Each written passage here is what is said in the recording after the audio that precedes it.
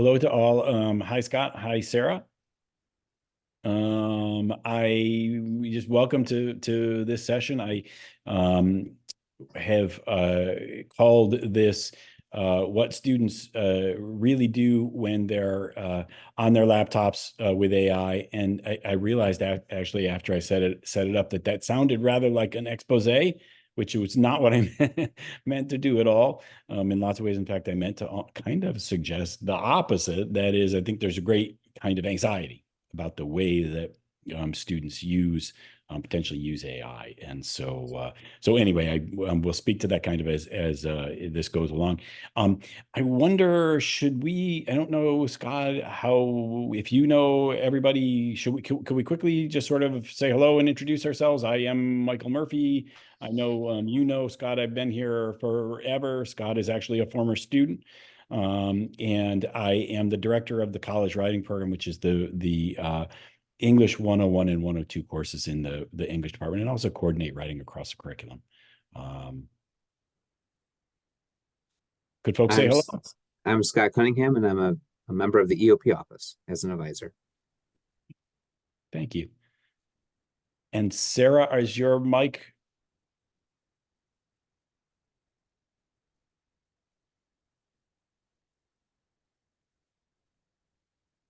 Okay, I don't know. I'm not hearing Sarah, but um, I guess we'll go ahead and again, hello and welcome. I will say at the beginning here that I don't know how long it will take me to go through these slides. As I put them together last night, it occurred to me that I had way too many slides and kind of too much material. I guess I wanted to kind of give people a sense of what I'd been feeling in my own first year writing course in connection with AI and how students were using it. I invited them, as I said in the description, invited them to use AI on one assignment in the course. As I go along, I don't want to sort of steamroll as I go along, especially because we appear to be a small group. If anybody has questions or thoughts, please jump in, raise your hand, and I will try to monitor chat. I'm not very good at that. As I just see now that Sarah said hello, but give me some kind of indication, and I would love, or just jump in. And again, I'd love people's thoughts as we go along. Ah, and Sarah's introducing herself as the Access Services Librarian at Penfield. So anyway, thanks very much for coming. Let me do this full screen. So people know this was the assignment in my English 102 last semester. I asked students on the second paper in the course, a paper in which they're supposed to develop an argument on the basis of a set of readings, to use AI in whatever way seemed like legitimate and helpful, not ghost authorship, not sort of prompting some response and pasting it in. I didn't want them to do that, but I wanted them to think about ways that in which they could use AI and felt like they retained some sense of ownership of the paper, whatever. And I was kind of leaving it open to whatever we talked about, a range of ways that AI might be used, and played with it in class. But I sort of left it open to them as writers to think about ways in which it might be useful for them. I also asked them when they got done to, before they turned in a final draft, to compose some sort of an author's note to say a little bit about how they used AI, if there were any passages that came in part or whole from AI, what they were, why they felt like they could use them, what they found helpful and unhelpful about AI as they composed. You should know, did a few readings in class beforehand. This was again in a unit that featured a range of readings, some of which I use from semester to semester to prompt student arguments. This is an assignment again where I want them to make a well-conceived and coherent argument about some position that we've talked about. So anyway, I spliced in a series of articles about AI. A piece from the Chronicle, Christopher Grobe, who's the WPA, the writing program administrator at Amherst College, Sid Dobrin from The Hill, I think a really interesting, I think sort of like right-leaning politics and news source. Published an opinion piece on AI, and he is a writing program. He's an English department chair, actually, I think at the University of Florida. And then Naomi Barron, who is a linguist, and was writing, I think, from a really kind of interesting sort of point of view about not so much about the ways in which AI affected writing, but the ways in which AI affected writers and the ways in which it might limit writers. Anyway, we had on the table a range of ideas about AI and discussions of AI before the students were going to use this in their try using AI in their papers, and they were encouraged to. They could write about their responses to these articles, right? Though that was not a requirement. They could also write about other issues. So we're clear this is a totally limited sample. This is nothing like a study. This is my 20 students in my fall English 102. So again, this is a very kind of limited set of impressions. But I guess I was struck by the things that felt to me like I'd learned about AI and the way the students were using it. The first and most important of which, I think, given the way that AI has been covered, is that I was struck by the sense that most of my students didn't want to use AI to cheat. I guess I shouldn't have been surprised about that in some sense. That is, I think most students, don't, their goal at least is not to cheat on academic work. I strongly kind of got that sense from my students, despite the fact that, again, lots of people have this been a kind of big inconspicuous sort of worry. The sense that the college essay is over, it's doomed. There was a piece in the Atlantic early on. This is, I think, the first piece on AI I noticed by Daniel Herman, who I think taught at a prep school, taught high school juniors and seniors, not college students, but really was kind of worried about this in general, especially at the level of assessment. For as long as the sort of shortcuts like Cliff Notes have been in place, he says, shortcuts have existed. However, one big part of education has remained inescapable: writing, right? This moment when students have to say something about the material. The arrival of OpenAI's ChatGPT, a program that generates sophisticated text in response to any prompt you can imagine, he says, though, may signal the end of writing assignments altogether, maybe even the end of writing as a gatekeeper, a metric for intelligence, a teachable skill. Yeah, Scott? Are you supposed to be sharing your screen? Because it just says loading still. We don't actually see the Oh, PowerPoint. I'm guessing John and Sarah, you can see it. And thank you, Yeah, Scott. it just switched. The slides were shown before, I think. I was looking at my computer, so. It was looking before, and then when it went to loading, it's still been loading for the last couple minutes. Oh, geez, Yeah. I'm sorry. Thank you. Yeah, maybe try resharing it. Okay, let's stop the share. Oops. Oh, and share the whole screen, because if it was just the document when you jumped out, that may have broken. You mean share the desktop? Yeah, that's the simplest way. Okay.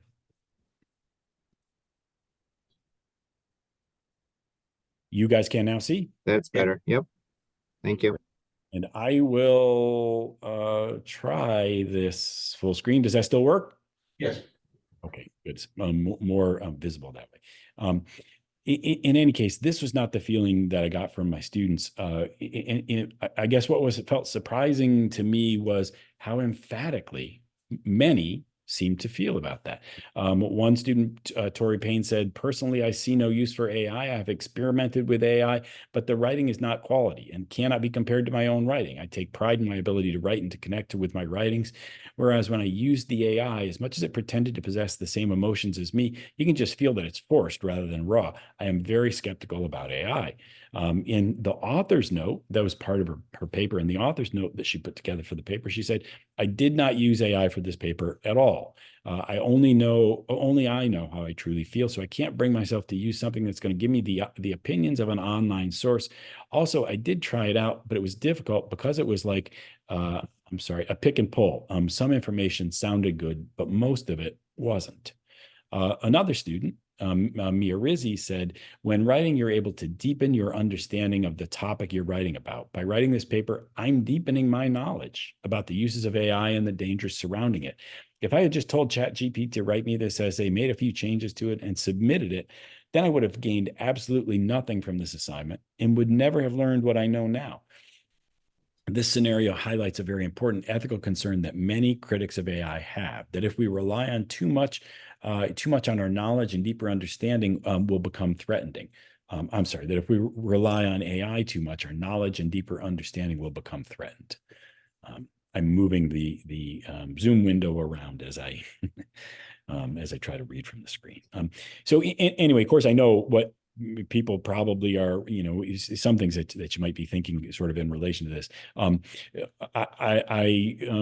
probably tend to be a trusting person. I probably want to think positively about my students. These I recognize these are students talking to their professor in their first semesters of college. I recognize too that what they say in class may be different from what they feel at 2 a.m. when a paper's due the next day, or when personal problems affect their ability to really be attentive to their work, or kind of whatever. I think students are in lots of sort of life situations that affect their decisions about academic work. I think that I recognize the likelihood of cheating depends a lot on how students feel about the assignment. Rates of cheating, generally speaking, outside of this issue, outside of AI, I think vary from discipline to discipline. In part, I've always suspected due to sort of how intrinsically motivated students were, how much they were motivated by the desire to do the work of the discipline, and how much they were motivated by like a qualifying, a certifying kind of experience. So I think there are lots of things kind of potentially at play. I don't mean that students aren't ever using AI as a kind of ghostwriter. I only got this sense that students seemed really kind of earnest and principled about this sort of resistance to AI in ways, again, that I was not necessarily expecting at the beginning. One of the instructors on the college writing committee, which is the committee that meets every couple of weeks in the English department to talk about English 101 and 102, made what I thought was a really interesting point, which you'll see in a minute maybe is borne out at least a little bit by developing research. He was saying that he felt like, as he was noticing like some students using AI at moments that he didn't want them to, he also noticed that there was some reduction he hadn't seen for a very long time. Any sort of traditionally cut and paste plagiarized paper. He was making the argument, which I thought was really kind of interesting, that students who intended to cheat had sort of migrated from one thing to the other, that as cheating through AI went up, maybe cheating through what we recognize as more traditional means went down, which again I thought was kind of an interesting point. At any rate, it did seem to be strongly that my students wanted to sort of resist that. So, okay. Here's the research that I was talking about. These are people, admittedly, who I do not know. Some initiative at the Stanford Graduate School of Education. You can track down. These are it's a linked source. You can track down the source if you like. But I was struck by the ways in which this seemed to sort of describe the same thing that I was suggesting here. That the data suggest, perhaps to the surprise of many people, that AI is not increasing the frequency of cheating. This might change as students become more familiar with the technology and are better able to use it. But generally, in the surveys, the regular surveys that this group does about academic honesty, they found no significant changes in rates of dishonesty, no matter the sort of mode, regardless of mode. As they say here, I'm sorry. Again, I'm trying to get to text here. The vast majority of students responding said that using a chatbot to write an entire paper should never be allowed. So this idea that students who've never cheated before are going to suddenly run amok and have AI write all of their papers appears to be unfounded. Again, that was really consistent with what it felt like I was hearing from my students. Second observation, using AI well is really, really hard. You know, of all of the sort of technological innovations that have affected writing, from word processors to Wikipedia to, you know, the availability of sources, this strikes me as something that's beyond the facility of many of our first year students. The struggling writers seemed to me entirely unable to use AI effectively, to wrap their heads around this draft that this draft that they'd received from this online source, this machine. Think about what in it might resonate with them. Think about what they might need to do to adapt pieces of that. They really, really had a hard time with that. These are students who struggling students are in English 102 are students who I have to tooth and nail do everything I can to convince them to workshop in class. They hate to read these. Some students hate to read one another's papers. They find it incredibly sort of laborious.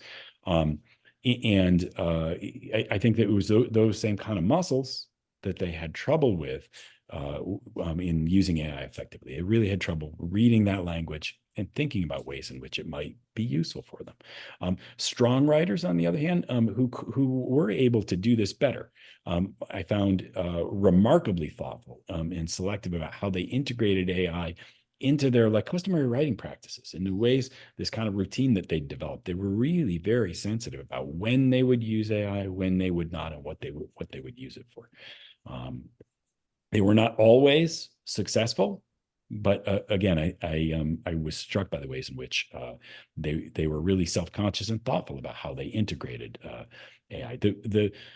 Here's an example of a struggling writer working with AI, and I will actually ask people just to take a moment. And can you see the whole screen?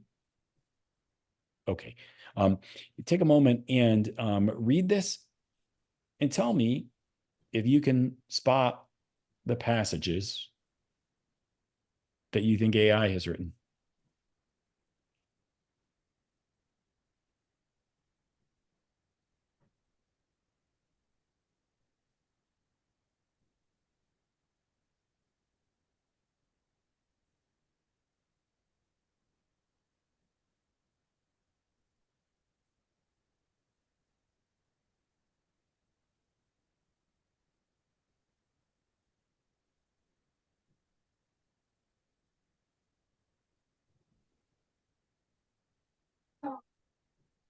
Anybody here? Can we talk about this?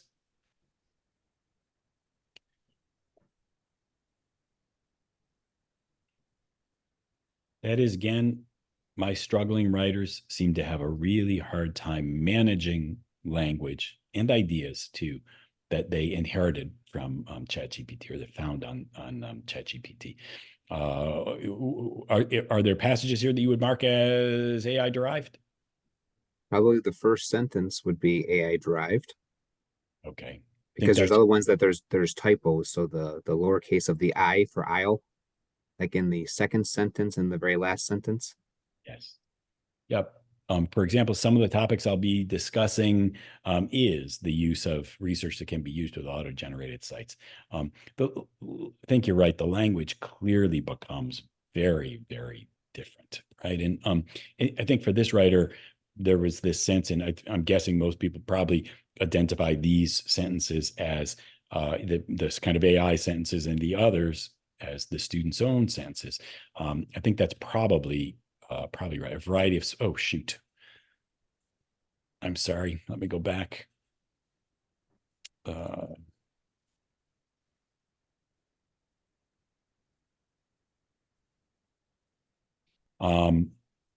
Again, it's relatively easy, I think, to identify the sentences that were produced from this writer and the sentences that came from a great sort of difference in the feel of the language. I think he has real trouble just beginning to think about how to make his not only language, but sort of vision for this thing that he has to write in any way kind of connected to what he's received from AI. Other thoughts about this?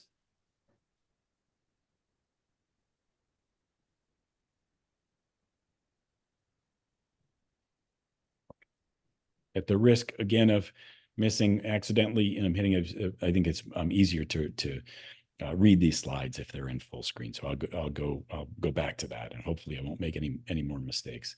A strong writer, a woman named Gianna Manella, from her author's note, reflecting on the writing process, and the way that she used AI, says, I also use ChatGPT to curate ideas and give me lists of things that were important to the development of the paper. Some of the ideas it gave me were not exactly what I wanted, but were relatively helpful. It also helped me with final editing. I pasted my paper into AI and asked it for help with grammar, and it fixed most of my grammatical errors. Looking back on what I said about grammatical errors in AI, it was somewhat helpful. Overall, the use of AI for this paper was generally helpful, but did not help me connect with my writing on a deeper level. Again, I think she's been really specific here about what she's been able to use AI for, beginning of the process and end of the process, right? To kind of develop ideas, and then also to proofread in ways that characteristically weaker writers had a great deal of trouble with.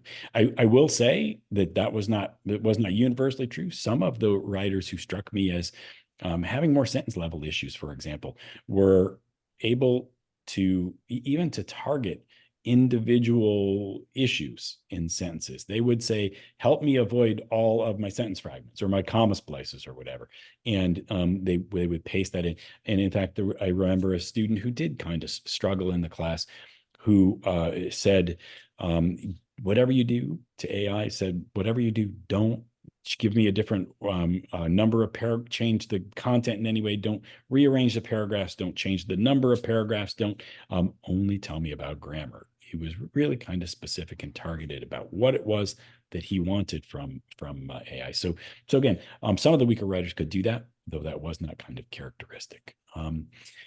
I would say in all that students considered a range of uses that I'd call kind of like legitimate. But tended to find AI most helpful, like as Gianna did, at the beginning and the end of the writing process, to brainstorm on one hand and to proof or copy edit at the other. So people have a sense, but the Writing Cross Curriculum Committee last semester developed, this was a totally informal discussion. This is not a sort of official policy, but we talked about ways in which we were finding student writers potentially using AI for academic writing in ways that felt like legitimate. And there were a range of things that students could do, not just brainstorming and refining ideas, but generating forms or outlines, right? Students had particular, I think, expectations about the ways in which it might help them structure the content that they wanted to include, or to include some suggestion about a kind of a form. Honestly, I have mixed feelings about that. I think that they tend to be less successful as they do that, but I found that it could be useful in that way, especially like introducing the conventions of unfamiliar genres, right? If they don't know what it means to, I don't know, write an annotated bibliography, or to write a memo. Again, the AI was especially good and helpful kind of about suggesting what writing in that genre looked like. Looking for other words or phrases, that was something they strongly wanted to contribute. They said that my students said that they used that a lot. That is, that they used it as a kind of thesaurus. I pointed out that word processors include that already, but again, they liked that as a kind of feature. My own students did. Finding bibliographical leads, though there are great dangers in using, AI is greatly inferior to library databases, but they found that helpful in folks on the Writing Across the Curriculum Committee found that students expected that students would find that a sort of a helpful and a legitimate way to be thinking about things. Summarizing difficult text as a reading aid, an especially important sort of way to use AI. I don't understand this source. Can you help me? Right? Could you help me sort of find some way to summarize its main arguments? And then helping proof for grammar and mechanics, as we've already said. Especially for the beginning and the end part, I would refer people to the SUNY Fact2 guide to optimizing AI in higher ed, and especially to the pieces put together by my colleagues, Stephanie Pritchard, now the writing center director, the new writing center director, where she describes in some detail, again, how to sort of do a brainstorming session, and then also the ways in which students might use AI to help with proofreading. So, the third observation: almost all my students, and I didn't expect this, resisted using it. Many found it easier to write on their own, and a few refused. A student named Megan Bukowski said, "Nothing in my essay was AI generated. I found that using AI for this topic was not useful." Again, that was very, very common. At least two students, I have conferences for each formal paper, typically in English 102. At least two students said in conferences that asked if they really had to use AI. They were worried that it would disrupt sort of their customary writing process. It would alter the ways in which they approached ideas, which is actually a sense that I sort of identified with, and in fact that they might not be able to kind of go back. Again, that it would alter their sort of the way that they approached writing. Observation 4, they tended to recognize and really dislike AI's kind of voicelessness. I've always described AI as sounding like Wikipedia, but with a little less voice, which is kind of hard to imagine. But students, I think, really did feel that way and felt like it was one of the things that they expected of the experience of writing, right? That, as one of my students put it, writing is not between a person and a machine. Writing is writing when it connects people, when there's this articulation of an idea that bounces off some reader somewhere. That was her sense of it. In any case, I think they felt this strongly kind of at the level of the flatness of the AI voice. John Segura said, "When I tried using AI in my paper, you can tell it's AI the way it was very bland and to the point. This isn't a bad thing, but in a paper, the reader may get bored. And when I tried using it, I had to add emotion and many words and phrases to attract the reader, or add more emotion. It may be easier, again, to entirely write the paper yourself due to this." Chantel Ellington said, "When AI writes, it takes information from multiple sources already supplied on the internet and puts it together. It puts a threat on human creativity and originality. Although AI can be used as a tool for writers, it has also ripped away the feeling and originality of writing today. While expanding the accessibility of writing tools is an advantage, it corrupts the diversity of people's writing styles." She talks about the uniqueness of individual voices. And here, I think, interestingly, knowing the other things that Chantal wrote in the course, I think she's talking, though she doesn't say it explicitly here, I think she means dialect considerations, the ways in which people in the world say things, and the ways in which sometimes writers subtly even resist standard versions of the language, formal versions of the language. And I think she's right. The AI voice does sort of clearly expunge that. Observation 5, they all seemed to recognize that AI is capable of, can ghost author, sort of like busy work reports, things that didn't require much sort of thinking, but that it doesn't work well for writing that requires critical thinking or argumentation, that it didn't really argue very persuasively, and it didn't really offer much in terms of kind of creative critical thinking. Again, Megan Bukowski says, "AI is a good temporary fix for trivial things and is helpful with research or homework help, but it shouldn't be used to create ideas or take away from the work you should be putting into a job." One thing I'll say about this is, it helps me.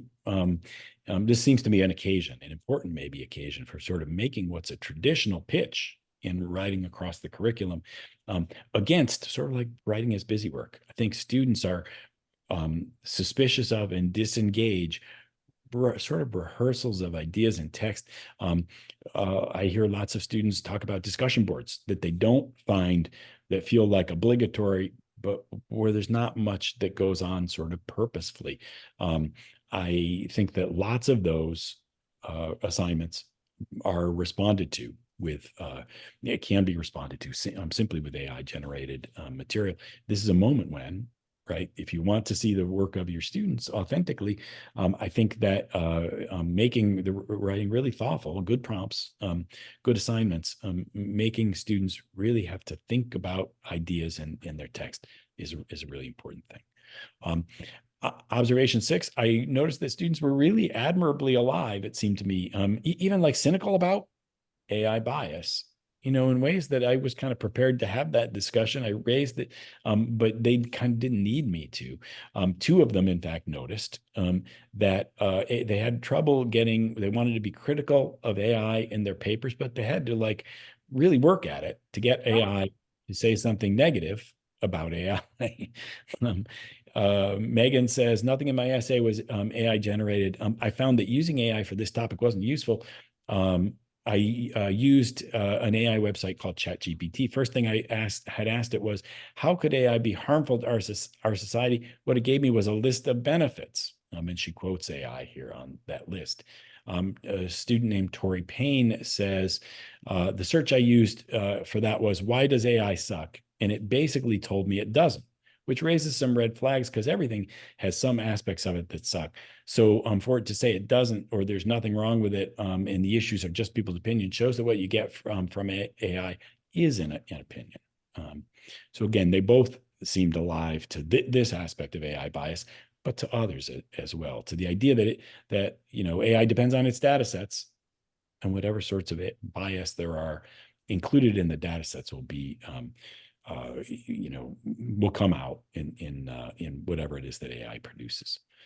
Observation 7, and this is my last one, and I don't have no quotes here. I will only talk about my own experience. The openness of instructors to trying AI, to letting students work with it, to the ways in which it might actually be useful, really complicates, maybe even the existence of AI, really complicates an instructor's sense of what's going on in a student writer's head. I always feel like my job as an English 102 teacher is first and foremost to read the text and figure out where it came from, how it happened, what was going through this writer's head. Did they begin this idea and then did it turn into something else? And so now it seems all mixed up. Is there some sort of key piece, that there's some kind of key connection that they're missing? Or, is this some idea that they're trying to talk themselves out of? Sometimes it's even a sort of a quasi-psychological thing. That becomes really difficult. It becomes kind of a house of mirrors with AI. It's hard to sort of develop a suspicion about where language came from, right? And I think AI makes it harder to be sure that the language came from students. What part did and what part didn't? I found myself asking that question with great frequency as I read, and I found myself and found that it took me forever to read those papers and to feel like I read them reliably. I will say, I don't know that this is a complication. I don't know that AI can be resisted as a writing tool. I think this is a complication that will inhere in the way that writing happens on campus. But it is I think a significant complication in writing for academic purposes. Some other thoughts. Just here at the end, some other thoughts on AI for faculty working with students on writing projects of any sort. First of all, one of those essays that I showed you, the Christopher Grobe essay, wants to say, well, AI, though, can't think like a real person. Like, it can't really develop new ideas. It can't be critical and creative, and it can't really engage in a discussion. AI, I think, will get better. Really, honestly, my sense of it, and John, I'd like to hear your thoughts, but everybody else's thoughts. But it feels to me, I don't understand why AI you can't say to AI, write me a dialectical argument, a thesis, antithesis, synthesis argument on, I don't know, capital punishment or whatever the topic might be. That is, I don't know why I think that's what people do. We measure these things that we see against sort of existing templates and patterns of thinking. And that's how we think, sort of creatively. I think AI will do that relatively soon. I think that for that reason, that this becomes in some way a battle for, I don't know, getting students to sort of like, I think of it as like keeping the faith intellectually, to recognize that thinking and learning matters. Again, I was really heartened that my students seemed to really feel that strongly. It felt to me like they really did not want to miss the chance to think actively and to sort of work on their ability to develop ideas. That seemed paramount, kind of, at least in their discussions with me. Second, sort of final thought here, kind of for people who in a position to be working with students, you can spot and document unauthorized, improper use of student use of AI. I have not done this myself, but my sense from colleagues teaching English 102 is that there are ways to kind of sort of document this sense. First of all, I think students tend to, at least right now, if you approach them about sort of potential use of AI, my colleagues seem to agree. They tend to sort of, oh yeah, I used for this part, or I think students tend to be honest and clear about their composing process. But again, that same instructor on the college writing committee, Sean Milligan, who I think some people here may know, pointed out that there are certain AI terms, paradoxically, certain pieces of language sort of like come back. They tend to be words that students will not use, but that will come out of AI. AI also really, really, really likes lists. So if you read a list from a student, it's not unlikely that it could have been generated by AI. Sean was also pointing out that when he wanted to report a student for academic dishonesty, he took what he thought was likely the query that the prompt that was given to AI, fed it in himself, and got did it 3 or 4 times and got remarkably similar sorts of pieces. Not identical. It's never identical, but based on the same data set, it will do some really similar kinds of things. And that seemed to be a really persuasive sort of a feature in documenting this case. More work, of course, than just sort of Googling for the source of language. Also, one thought, and I think this is kind of important, lots of people seem squeamish about sort of like the potential for AI to like clean up the language of students, the sense that, they have to kind of learn it for themselves. I am sympathetic with that. I think that I keep saying to students that they need to be active sort of curators and editors of the work that AI generates, at the very least, not only academically, but in other places too. As authors, they will be responsible for this thing. So at the very least, they need to read carefully and think through both language and ideas. But also in terms of the grammar, I feel like there is this sense in which AI stands to be a sort of a great equalizer, both in terms of dialect focused errors, and then also in terms of disability.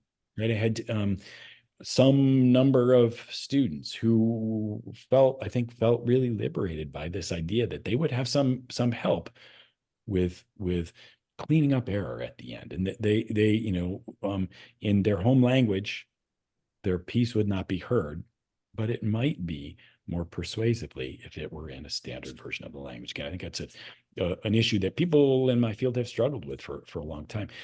I also heard at the fall tech ed conference, where the focus was AI, 2 students who at the end of the whole conference, there was a sort of a coming together session, a final debriefing kind of, and two students got up and said, both of whom were dyslexic, got up and spoke really persuasively and thoughtfully about the ways in which they had used AI to help them organize their ideas. They didn't generate ideas, but they helped. The AI would provide some kind of a template or a form in concert with the things that they wanted to say, and they found that really useful. They seemed really articulate about the ways in which they retained, authorship, that AI was really a tool here.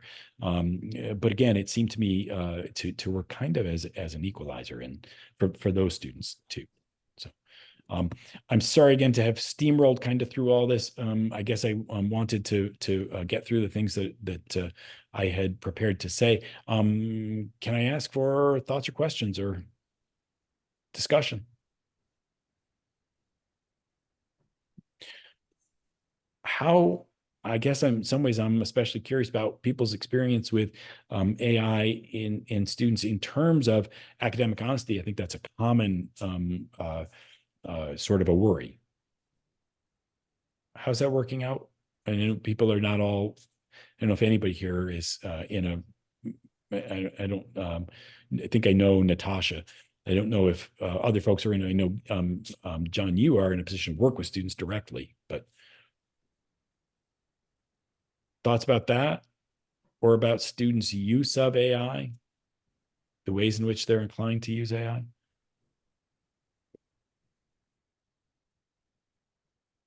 As an advisor, I have not actually heard any of my students have been accused of being of using it as a cheating purpose. So fortunately, that's good so far. Yes, that is good.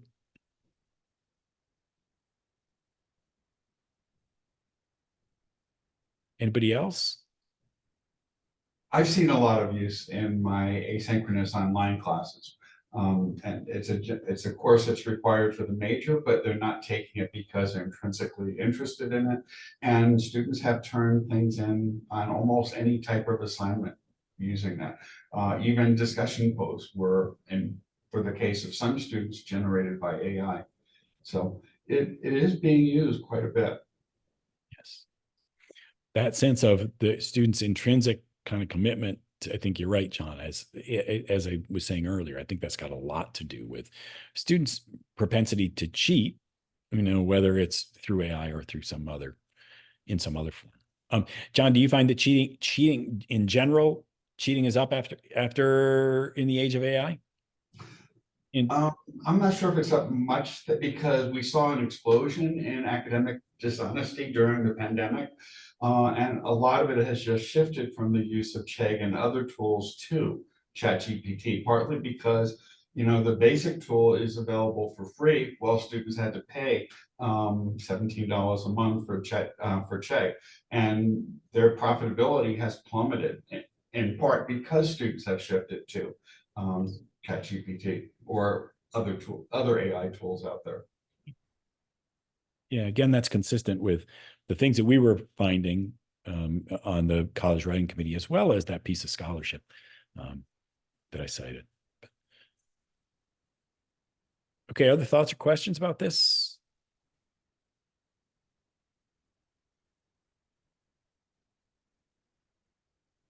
Okay, I guess we should just adjourn then, John. If anybody, I sent out the slides. I don't know if people got them on email. I don't know if people have checked their email. I can also chat them here. I think I have that URL still up in case anybody wants them.